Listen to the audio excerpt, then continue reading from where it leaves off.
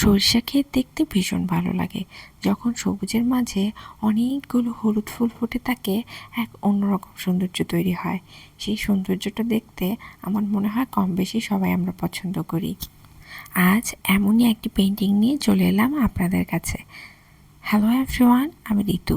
Colour palette পেজে আপনাদের সবাইকে স্বাগতম। চলুন তাহলে পেন্টিংটি শুরু করে ফেলি। শুরুটা করছি ব্যাকগ্রাউন্ডে। এখানে আমি ডার্ক অলিভ কালার ব্যবহার করে ব্যাকগ্রাউন্ডের কাজ করে নিচ্ছি।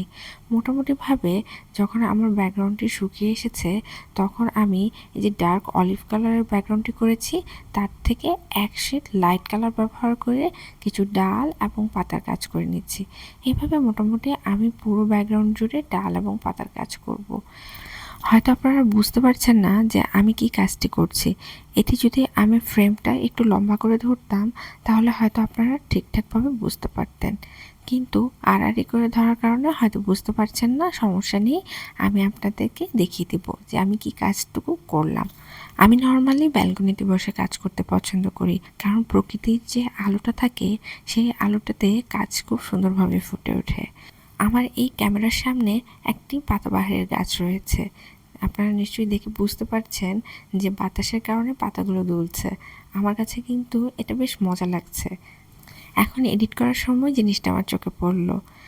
আমার মোটামুটি ডাল এবং পাতার কাজ শেষ। এই যে আপনাদের দেখিয়ে দিলাম।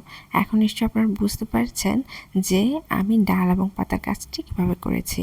নর্মালি এটি লাইটের কারণে ডাল এবং পাতার কাজটি ঠিকমতো বোঝা যাচ্ছিল না, কিন্তু আমি যখন খাতাটি উঠিয়ে ধরলাম তখন কিন্তু ঠিক মতনই বোঝা যাচ্ছে। যাই হোক, কাজে ফিরে আসি। এখন আমি হলুদ রং ব্যবহার করে ফুলের কাজগুলো করে নিচ্ছি। কিছু ফুল বড়, কিছু ফুল মিডিয়াম, কিছু ফুল ছোট ছোট, এভাবে আমি পুরো পেজ জুড়ে ফুলের কাজগুলো করে নিচ্ছি।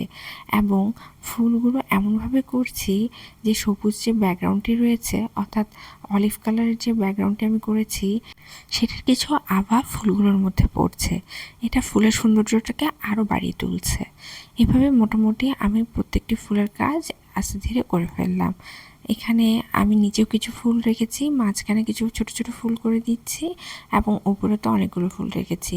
মোটামুটি ফুলের কাজ আমি আমার শেষ করে ফেললাম। ডাল পাতেও আমি কিছু ফুল করেছিলাম, সেই ফুলগুলো অনুযায়ী আমি কিছু ডাল দিয়ে দিলাম। এখন ফুলের মাঝের অংশগুলোতে একটু কমলা রং ব্যবহার করছি, যাতে সৌন্দর্য আরও বেড়ে যায়। এভাবে প্রত্যেকটি ফুলে আমি একটু করে কমলা রং ব্যবহার করেছি।